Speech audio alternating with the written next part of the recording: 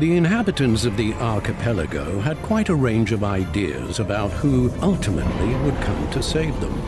But even their gloomiest pessimists could never have imagined they'd be pinning all their hopes on a ridiculous old man. Undoubtedly, he was a spry old fellow for someone so clearly beyond his expiration date. But still, what could anyone honestly expect from a walking fossil? Maybe he'd pester everyone with endless questions, or trace his finger across his maps, which are no less ancient than he. But you'd have to be downright bats to think he'd actually defeat anyone with that funny little cane.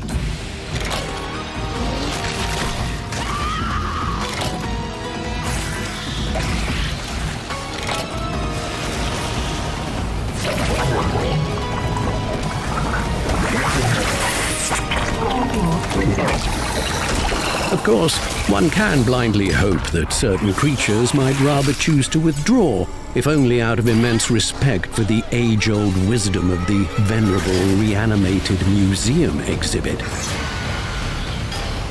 But most won't be surrendering without a fight.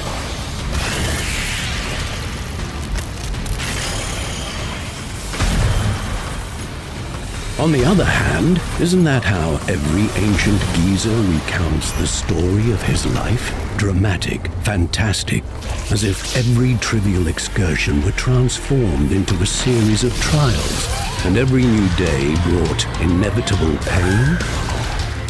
And were this life eternal, there would be no end to the suffering. It's true what they say. Some people get so old, they simply forget to die.